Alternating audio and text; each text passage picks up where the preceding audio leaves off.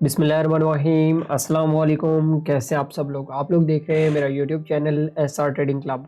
आज का हमारा टॉपिक है गोल्ड के डेली एनालिसिस। तो चलते हैं एनालिसिस करते हैं और सबसे पहले देख लेते हैं कि ऐसी कौन कौन सी फंडामेंटल इंपॉर्टेंट न्यूज़ हैं जो मार्केट को बहुत ज़्यादा वोलेटाइल कर सकती हैं।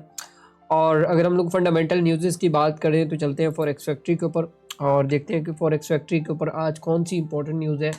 तो आज हमारे पास कोई भी इतनी इंपॉर्टेंट न्यूज़ नहीं है, बट एक चीज़ मैं आप लोगों को बता दूं कि जिस दिन इंपॉर्टेंट न्यूज़ नहीं होती है उसी दिन जो है वो मार्केट के अंदर आपको काफ़ी ज़्यादा वॉलेटिलिटी आपको देखने को मिल सकती है।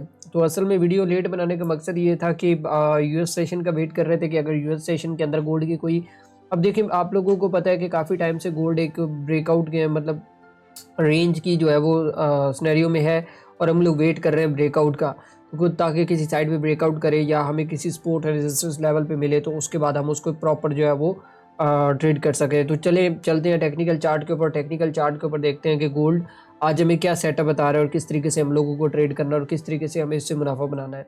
और अगर हम लोग गोल्ड के टेक्निकली सेटअप की बात करें तो मैंने आप लोगों को बताई हुई थी एक चीज़, यहाँ पे मैं आप लोगों को बता दूँ, बिल्कुल गोल्ड का टेक्निकल सेटअप इस टाइम के ऊपर बिल्कुल रेडी खड़ा है। और अगर हम बात करें थोड़ा सा सेटअप के हवाले से तो हमारे पास जो सबसे इंपॉर्टेंट चीज़ थी वो ये वाला जो हमारे पास जो सपोर्ट रेजिस्टेंस एरिया था, प्रीवियसली ये सपोर्ट एरिया था, ठीक है।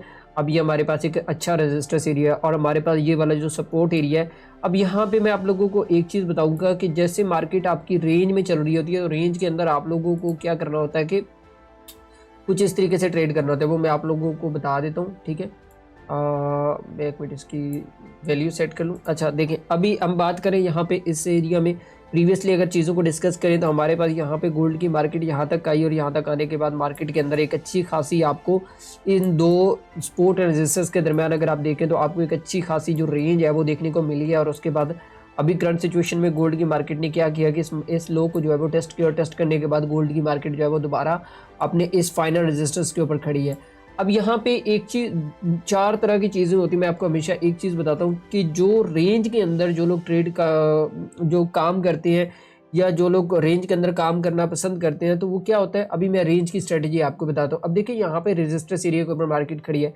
एक तो ये होगा कि हम लोग यहाँ से सेल कर सकते हैं, ठीक है। हमारे पास जो पहला सिनेरियो क्या है कि हमें यहाँ से अगर एक सेल मिल जाती है तो हम यहाँ पे बिल्कुल एक सेल का रिस्क ले सकते हैं और इस हाई के ऊपर जो है वो हमारा ये जो प्रीवियसली जो हाईज लगे हुए हैं जैसे ये वाला हाई है तो यहाँ पे हम ऊपर इसके ये वाला जो एक जोन है ये वाला जोन, तो यहाँ पे हम इसका एसएल रख सकते हैं। तकरीबन आप ऐसे कहीं कुछ 71 टू 75 के दरमियान इसका एसएल हम लोग रख सकते हैं, ठीक है।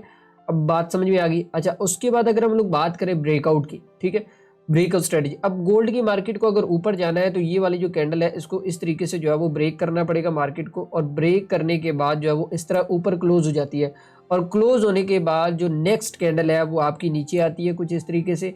और यहाँ पे आपको दोबारा से जो अगली कैंडल है वो इन दो कैंडल्स का जो हाई है वो तोड़ देती है यहाँ पे इस तरीके से।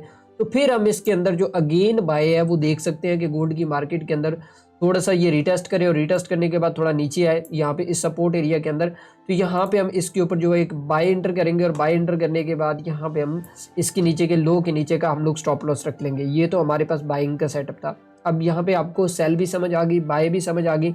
अब दोनों सिनेरियोज मैंने समझा दिए, ठीक है। तो आई थिंक सो मेरे ख्याल में तो अगर आप लोगों को ये दोनों चीज़ें पता है कि सेल कैसे करना है बाय कैसे करना है तो आई थिंक मेरे ख्याल में आप लोगों को प्रॉब्लम नहीं होगी। और ये एक बिल्कुल रेडी सेटअप था। वीडियो इसलिए लेट बना रहे थे कि हम लोग वेट कर रहे थे कि सेटअप को जो मार्केट अगर थोड़ा बहुत टच करता है तो हम इंशाल्लाह उसको पर एक वीडियो डाल के आप लोगों को बता देंगे कि किस तरीके से आप लोगों ने इसके अंदर ट्रेड करना है। तो बाकी आई थिंक मेरे ख्याल में आप लोगों को समझ आ गई होगी कि आज का ट्रेड सेटअप क्या है। तो शॉर्ट सी वीडियो इसलिए बना रहा हूँ ताकि आप लोगों को वाज़ह तौर पे चीज़ें समझ आ जाएं, लेकिन इसके बावजूद भी लोग इतनी गलतियाँ कर रहे होते हैं कि हम तो डेली समझा के थक गए, सीधी सी बात है, ठीक है। तो बाकी मार्केट है, अब इसके साथ ज़्यादा जितना उलझेंगे तो उतना मतलब आपका लॉस होगा। तो कोशिश करें विदाउट सेटअप कोई भी ट्रेड ना करें। अब देखिए फॉर एग्जांपल मैं आपको एक चीज़ यहाँ पे बताता हूँ कि मुझे पता है कि यार मेरा ये एक टेक्निकल एनालिसिस मैंने किया हुआ है, ठीक है। अब मुझे इस सेटअप के मुताबिक अगर ट्रेड मिल रही है, यहाँ मैं अगर 2 दिन बैठ के वेट कर रहा हूँ और मुझे यहाँ पे अगर ट्रेड मिल रही है तो मैं उसको ट्रेड को नहीं करूँगा तो वो मेरी अपनी बेवकूफ़ी है, ठीक है। अगर मेरा ये सेटअप है मुझे यहाँ से ट्रेड मिल गई है तो यार एसएल होना एक कोई बड़ी बात नहीं है। मार्केट में एसएल्स होते हैं, ठीक है, लेकिन आप अपने सेटअप को मिस मत किया करें, ठीक है। तो अगर आपको सेटअप मिल गया है कि भाई यहाँ पे आप लोगों ने सेल करना है तो फिर आप आई थिंक मेरे ख्याल में आप लोगों को सेल करना चाहिए। इसके ऊपर का एसएल दे के क्या होगा, ज़्यादा से ज़्यादा एसएल होगा, अगली ट्रेड में कवर कर लीजिएगा। यही हो सकता है ना, इससे ज़्यादा तो। हाँ, जिन बंदों उनका मैं कुछ कह नहीं सकता हूँ कि जो लोग बहुत ज़्यादा मतलब कि वो ओवर ट्रेड करते हैं या बहुत ज़्यादा वॉल्यूम यूज़ करके ट्रेड करते हैं, तो उनका तो फिर मैं कहता हूँ उनका हमारे पास तो कोई इलाज नहीं है, मार्केट के पास ही उसका इलाज है।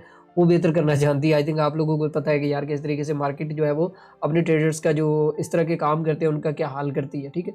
वो उनको भी बेहतर पता है। तो बाकी दुआओं में याद रखिएगा, मिलते हैं कल की वीडियो के अंदर। अल्लाह हाफ़िज़।